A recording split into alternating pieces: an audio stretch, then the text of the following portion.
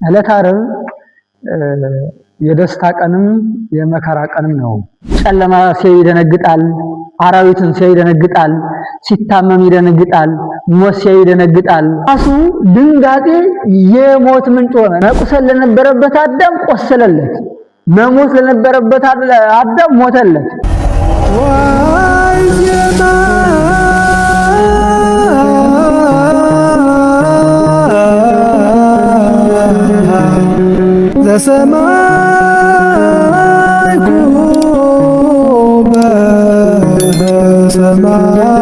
በስመ አብ ወወልድ ወመንፈስ ቅዱስ አሐዱ አምላክ አሜን። የልዑል እግዚአብሔር ቤተሰቦች ኦርቶዶክሳውያን ሁላችሁም በልዑል እግዚአብሔር ስም እንደምን አደራችሁ፣ እንደምን ዋላችሁ፣ እንደምን ሰነበታችሁ? አሜን። ልዑል አምላካችን እግዚአብሔር ከዚህ ጊዜና ሰዓት ያደረሰን ያደገነ ከመንኩን ጓለማውታ የሞት ልጅ ተብለን ተጥለን እንዳንቀር ይረዳን የአባቶቻችን አምላክ ልዑለ ባሕርይ እግዚአብሔር ስሙ ለዘላለም የተመሰገነ ይሁን። ዛሬ ልናወራበት የፈለግነው ጉዳይ ዕለተ ዓርብን በተመለከተ ነው። ዕለተ ዓርብ እንደሚታወቀው ጌታችን መድኃኒታችን ኢየሱስ ክርስቶስ መስቀል ላይ መከራ የተቀበለበት ቀን ነው። የዕለተ ዓርብ ቀን የቤተክርስቲያናችን የመጨረሻው የሙሽርነት ቀን ነውና ይህንን ነው የምናየው። ዕለተ ዓርብን ቀኑን በጠቅላላ ማየትና መተንተን ወይም መናገር አይቻልም። የምንችለውን ያክል ለማውራት ያክል እንጂ የዕለተ ዓርብ ስራ ክርስቶስ በዕለተ ዓርብ ያደረገው ስራ በዚህ ዓለም እስከ ዕለተ ምጽአት በኑሮ የምናውቀው ከዚያን በኋላ ደግሞ እስከ ዘላለም የምንኖርበት የማያልቅ ምስጢር ያለው ዕለት ነው። በዚህ ቀን ስጋውን ደሙን የሰጠበት፣ በዚህ ቀን ቤዛ የሆነበት፣ በዚህ ቀን ተስፋ ካሳ አራይ ሁሉ ያጠቃለለ ምስጢር የያዘ ነውና ዕለተ ዓርብን ብዙም ጊዜ ምስጢሩ የሚታወቅ ስንኖረው እስከ ዕለተ ምጽአት ባለው ሲኖር ከዚያን በኋላ ሙተን እንኳን ከሞት በኋላ ዘላለማዊ ሕይወት ወርሰን የምንኖርበት ዕለተ ምስጢር የስራ ቀን ስለሆነ የዕለተ ዓርብን ምስጢር በቀላል ባጭር ሰዓት ላንጨርስ እንችላለን። የሆነ ሆኖ ግን የምንችለውን ያክል ስለ ዕለተ ዓርብ እናወራለን ማለት ነው። ዕለተ ዓርብ የደስታ ቀንም የመከራ ቀንም ነው። ከጥንተ ተፈጥሮ አዳም ሲፈጠር አዳም የተፈጠረ ዕለተ ዓርብ ነው። አዳም ተፈጥሮ ወደ ገነት የገባ ወይም በልጅነት ከብሮ በመላእክት ታጅቦ የገባ በዕለተ ዓርብ ነው። አዳም እርቃን ሆኖ የበለስ ቅጠል ለብሶ ከገነት የወጣበት ቀን ዕለተ ዓርብ ነው። አንዷ ዕለተ ዓርብ የደስታ ቀንም የሐዘን ቀንም የእልልታ ቀንም የለቅሶ ቀንም የጨለማ ቀንም የብርሃን ቀንም ናት። ቀኗ ራሱ ከስንት የተከፈለች ናት ማለት ነው። ግማሹ ጨለማ ግማሹ ቀን የሆነ ጊዜ ነው። ለምሳሌ ዕለተ ዓርብ ከነግስት ጀምሮ እስከ 6 ሰዓት ቀን ነበረ፣ ብርሃን ነበረ። ከ6 ሰዓት ጀምሮ ደግሞ እስከ 9 ሰዓት ድረስ ደግሞ ጨለማ ነበረ። ስለዚህ ራሱ ቀኑ ሁለት ነው ማለት ነው፣ የተከፋፈለ ቀን እና ዕለተ ዓርብ የደስታ ቀንና የሐዘን ቀን። የደስታ ቀን ስንል ነፍሳት የዳኑበት፣ ካሳ የተፈጸመበት፣ ክርስቶስ የቤዛነቱን ስራ የሰራበት ይህ የደስታ ቀናችን ነው። የሐዘን ቀን ስንል ደግሞ በክርስቶስ የደረሰውን መከራ ሕማም የምናስብበት ስለሆነ የደስታና የሐዘን ቀን ብለን እናስባለን። አዳም መፈጠሩ ወደ ገነት መግባቱ ደስ እንዳሰኝን አዳም ከገነት መውጣቱ ደግሞ በጣም ያሳዝናል እና ዕለተ ዓርብ ይህን የመሰለ ቀን ነው። በዕለተ ዓርብ በዋናነት ለማንሳት ያክል አንደኛ የክርስቶስ መከራ መስቀል ወይም ሕማሙን መሰረት አድርጎ የሚነሳ ሐሳብ አለ። ሁለተኛ የእመቤታችን ለቅሶ መሰረት አድርገን የተወሰነ ያለን። ሶስተኛ የአይሁድን ክፋት ክርስቶስን የሰቀሉትን የአይሁድን ክፋት መሰረት አድርገን እናያለን። አራተኛ የፍጥረት መደንገጥ፣ ፍጥረት በመላ ታውቋል፣ ደንግጧል። ይህንን መሰረት አድርገን እናያለን። የጌታችን የመድኃኒታችን የኢየሱስ ክርስቶስን የነገረ ሕማሙን ስናነሳ ክርስቶስ ወደዚህ ዓለም የመጣው ሰው የሆነው ሊታመም፣ ሊሞት፣ ሊነሳ ነው የመጣው እና በዚህ ስራ ውስጥም የሰራቸው ስራዎች አሉ። አንደኛ የቤዛነት ስራ፣ ሁለተኛ የካሳነት ስራ፣ ሶስተኛ የአርአያነት ስራ። እነዚህን የመሰለ የማዳን ስራዎችን ሰርቷል ማለት ነው።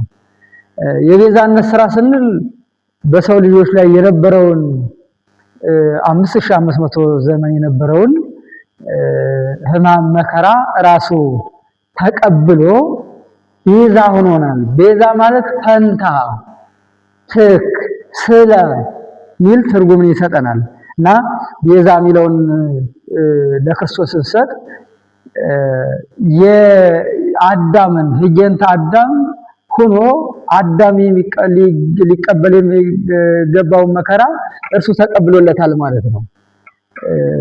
የጸሎተ ሐሙስ ዕለት አንድ ጸሎት አለ። አባ ኃይለፋ ምኔ ለዛቲ ጽዋ እያለ ጸሎት እንዳቀረበና እንደሰገደ ይናገራል። ለምንድን ነው? ፈርቶ ነው ወይ ይህንን ጸሎት ያቀረበው? አባት ሆይ ይህች ጽዋ ከኔ ትለፍ፣ ግን ያንተ ፈቃድ እንጂ የኔ ፈቃድ አይሁን ያለ ይናገራል። አሁን ጽዋዋ እንድታልፍ የተናገረበት ምክንያት ሐሳቡ ምንድነው? ፈርቶ ነው። ፈርቶ ነው እንዳንል በቅዱስ ማቴዎስ ወንጌል እሞታለሁ፣ እሰቀላለሁ ብሎ የነገራቸው በምዕራፍ 16 ላይ እንዲህ ብሎ ነግሯቸዋል። እሞታለሁ፣ እሰቀላለሁ፣ ወደ ኢየሩሳሌም እሄዳለሁ ብሎ ሲነግራቸው ጴጥሮስ አይ አትሞትም፣ አትሰቀልም ሲለው ምን ብሎ መልሶለት ነበር? ሁር እምድኅሬ ሰይጣን፣ አንተ ሰይጣን የሰውን እንጂ እግዚአብሔርን አታውቅምና ከኋላዬ ወግድ። ከኋላዬ ወግድ ማለት ከምዕመናን ራቅላቸው፣ ምዕመናን አይዳኑ ማለት ሰይጣንነት ነውና ብሎ ገስጾት ነበር። አይሁድንም ንስትው ለዝንቱ ቤተ መቅደስ ወበሰሉ ስለት አነሰው፣ ይህን ቤተ መቅደስ አፍርሱትና በሶስተኛው ቀን አነሳዋለሁ ብሎ ነግሯቸው ነበር። ሐዋርያትንም ያስተማራቸው እንደሚሞት፣ እንደሚሰቀል፣ እንደሚነሳ ነግሯቸዋል። ነፍሴን በራሴ ፈቃድ ከራሴ እለያታለሁ፣ ማንም ሊለያት አይችልም ብሎ ነግሯቸዋል። በስልጣኑ ነፍሱን ከስጋው እንደሚለይ ነግሮናል።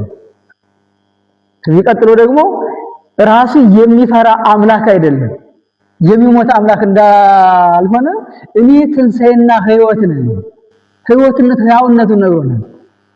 ሕያው ነኝ፣ ትንሣኤ ነኝ። እንዴት ትንሣኤ የሆነ አምላክ፣ ሕይወት የሆነ አምላክ እንዴት ሞትን ሊፈራ ይችላል? ለምን? እንዴት አባ ኃይለፋ ምኔ ለዛቲ ጽዋ፣ አባት ሆይ ይህች ጽዋ ከኔ ትለፍ እያለ እንዴት ይጸልያል? አነ ወአብ አሐዱ ነን፣ አብና እኔ አንድ ነን እያለ ከአብ ጋር ያለውን አንድነት የሚናገር አነ በአብ ወአብ አብ በእኔ እንዳለ ሁሉ እኔም በአብ አለሁኝ ብሎ የሚናገር እኔ የአባቴን ፈቃድ አደርጋለሁ፣ ሰራው የአባቴን ስራ ነው ብሎ እየተናገረ በዚህ ውስጥ እንዴት ነው እንደፈራ የተናገረ? ሞትን እንዳልፈራ የተናገራቸው ያስተማራቸው ትምህርቶች ሊሞት እንደመጣ በፈቃዱ እንደመጣ በአባቱ ፈቃድ በእርሱ ፈቃድ በመንፈስ ቅዱስ ፈቃድ ሊሞት እንደመጣ ነግሮናል። ሲያዝም በፈቃዱ ኑ እኔ ነኝ ብሎ እንደ እጁን እንደሰጠ እንደተያዘ ነግሮናል። እነርሱ ማየት ሲያቅታቸው እኔ ኢየሱስ ሲላቸው ወደ ኋላ ሲወድቁ፣ አሁንም ተነስተው እኔ ኢየሱስ ሲላቸው ወደ ኋላ ሲወድቁ፣ መጨረሻ ላይ ግን በፈቃዱ ራሱን ሰጥቷል። ግን በዚህ ጸሎት ውስጥ ግን ራሱን እንደፈራ ሊቃውንቱ ሲናገሩ እንዲህ ብለው ይተርካሉ፣ ያመሰክራሉ። ወሶበ ይብል አባ አህለፋ እምኔ ለዛቲ ጽዋ ወሰይጣንኒ አጥቦሙ ለሊቃነ ካህናት ወለፈሪሳውያን ከመስቀል ወለመድኃኔዓለም። አባት ሆይ ይህች ጽዋ ከኔ ትለፍ ብሎ ሲጸልይ፣ አምላኬ አምላኬ ለምን ተሆይ ብሎ ሲጸልይ ብዙ ታምራት አድርጎ ነበረ። ብዙ ታምራት ሲያደርግ ያየ መልአከ ሞት ወደ እርሱ አምላክ ይሆን አይሆን እያለ ይጠራጠር ነበር። አምላክ ነው አይደለም ይላል። ሲወለድ መላእክት ሲያመሰግኑት አይቶ አምላክ ቢሆን ነው ብሎ ሲጠራጠር፣ አሁንም በሄሮድስ ምክንያት ወደ ግብጽ ተሰደደ። ወደ ግብጽ ሲሰደድ አይ የተሰደደ ሰው ቢሆን ነው እንጂ ብሎ ዝም አለ። ሁለተኛ በዮርዳኖስ ሲጠመቅ አብ በደመና ሆኖ ዝንቱ ወልዴ ዘአፈቅር የምወደው ለተዋህዶ የመረጥሁት ልጅ እርሱ ነው ብሎ ሲመሰክር፣ መንፈስ ቅዱስ በአምሳለ ርግብ ወርዶ ከራሱ ላይ ሲቀመጥ ሰይጣን አይ የአምላክ ሊሆን ነው እንጂ አብ ልጅ እያለ የሚመሰክርለት ብሎ ተጠራጠረ፣ ፈራ፣ ደነገጠ። ከዚህ በኋላ ወደ ገዳመ ቆሮንቶስ ገብቶ ገዳመ ቆሮንቶስ ላይ ሲራብ ሲጠማ ምግብ ሲሻ አይቶት አይ የሚራብ የሚጠማማ ሰው ቢሆን ነው ብሎ ቀርቦ ግን ጥርጥሩን እውነት ለማድረግ አንድ ጥያቄ ጠይቆት ነበረ። እመሰ ወልደ እግዚአብሔር አንተ በል ከመእላ አእባን ህብስተ ይኩና፣ አንተስ የእግዚአብሔር ልጅ ከሆነ እነዚህ ድንጋዮች ዳቦ ይሆኑ ህብስት ይሆኑ እንብላ ብሎት ነበር። ለምንድን ነው የእግዚአብሔር ልጅ ከሆነ ያለ? የእግዚአብሔር ልጅ ከሆነ ብሎ የጠየቀ አብ ዝንቱ ወልዴ ሲል ሰምቶ ስለነበረ ይህን ለማረጋገጥ ፈልጎ ነበር መሆኑ። አጋንንትንም ሲወጣ የእግዚአብሔር ልጅ ሆይ እኛ ምን አደረግነ ልታጠፋን መጣህ እያለ ይጮህ የነበረ ለእርሱ አዝኖ የእግዚአብሔር ልጅነቱን አምኖ ሳይሆን የእግዚአብሔር ልጅነቱን ለማወቅ ለማረጋገጥ ነበር። ይህን ካወቀ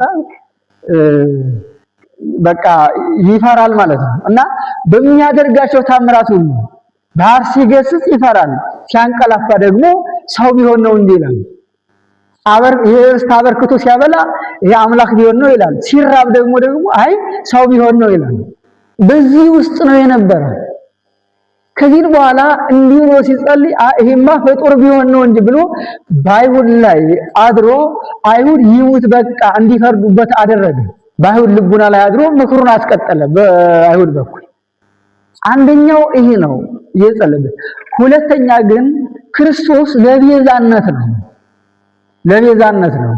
አዳም ከእግዚአብሔር ከተለየ በኋላ የሰው ልጅ ከእግዚአብሔር ሲለይ አንድ ያደረበት መንፈስ አለ። እሱ ደግሞ የፍርሃት መንፈስ ነው። ጥላውን ሲያይ ይደነግጣል፣ ጨለማ ሲያይ ይደነግጣል፣ አራዊትን ሲያይ ይደነግጣል፣ ሲታመም ይደነግጣል፣ ሞት ሲያይ ይደነግጣል። የሰው ልጅ ሁሉ ነገሩ ያስደነግጠዋል፣ ፍርሃት አለበት። ራሱ ድንጋጤ የሞት ምንጭ ሆነ። እነ ናባልን ስናይ በድንጋጤ ነው የሞቱት። የሰው ልጅ ፈሪ ሆነ፣ ከእግዚአብሔር ሲለይ ፈሪ ሆነ። አባታችን አዳምም እግዚአብሔር በጠየቀው ጊዜ አይቴሃለሁ አዳም ወዴት አለ ሲለው ድምፅህን ሰማሁ፣ ድምፅህን ስሰማ ፈራሁ፣ በገነት ጫካ ውስጥ ተደበቅኩኝ አለ። በሰው ልቡና ውስጥ ይህ ፍርሃት ነግሶ ነበር። ሐዋርያት ልቡና ውስጥ ይህ ነግሶ ነበር። ደብረ ታቦር ላይ ለምን ግርማ መለኮቱን ገለጠላቸው ከተባለ በሐዋርያት ልቡና ውስጥ ያደረ ሰይጣንን ምን እያደረገ ነው ማለት ነው? ድል እያደረገ ነበር፣ እያስወጣላቸው ነበር። ሰይጣን በፍርሃት በኩል ወደ ሰው ልጆች ይገባል። ብዙ ሰዎች ደንግጠው ይታመማሉ። ባላሰቡት ነገር ጥላቸው አስደንግጧቸው የሆነ ነገር አስደንግጧቸው ይታመማሉ። ሰይጣን በድንጋጤ በኩል ወደ ሰው ልጆች ሕይወት ገብቶ የሰዎች ልጆች ልቡናቸውን ሕይወታቸውን ያመሳቅላል እና እርሱ ምን ነው ያስፈራ ነበርና የሰው ልጆች ለአዳም ምን ሆነለት ማለት ነው? ፈርቶ ቤዛ ሆነለት። መቁሰል ለነበረበት አዳም ቆሰለለት። መሞት ለነበረበት አዳም ሞተለት። መስቀል መሸከም ለነበረበት አዳም ቆሰለለት። መካስ ለነበረበት አዳም ካሰለት። መፍራት ለነበረበት አዳም ምን አለለት ማለት ነው? ካሰለት። ሐዋርያትን አንድ ነገር ብሏቸው ነበረ። የሄሮድስ ጭፍሮች የአራት ቤት ጭፍራ መጥቶ ሲይዘው ህድግጎሙ ለእሉ እነርሱን ተዋቸው አለ። እነርሱን ተዋቸው። እነማን ነው እንዲህ ያለ? ሐዋርያትን። አዳምን ፍርሃት በቤዛነት ገለጠ። ሐዋርያትን ደግሞ ህድግጎሙ ለእሉ እነርሱን ተዋቸው አለ። ለምንድን ነው ከተባለ የክርስቶስ ቤዛነት ሲያዝ ሐዋርያትን ተዋቸው እነርሱን ተዋቸው አለ። ከመያዙ በፊት ደግሞ አባ ይልፋ ብሎ ጸለየ። የክርስቶስ ቤዛነት ከአዳም ጀምሮ እስከ እርሱ ለነበሩትና ከእርሱ በኋላ ቀጥሎ ላሉት እስከ ዕለተ ምጽአት ለሚነሱ ክርስቲያኖች ስለሆነ ምዕመናን ስለሆነ እነሱን ተዋቸዋል። ማን ይበቃላል? እኔ እበቃለሁኝ። አሁን የሐዋርያትን ድንጋጤ ፍርሃት አይተናል። አንዱ ልብስም ጥሎ ይሄዳል፣ አንዱ 3 ጊዜ ይካዳል፣ አንዱ የደረሰበት ማይታወቃል እና የሐዋርያትን ጉዞ በጨለማ ጉዞ ክርስቶስ የተያዘ ሌሊት ላይ ነውና እዛ ጨለማ አንዱ ወዴት እንደሄደ አንዱ አልተያዩም ራሱ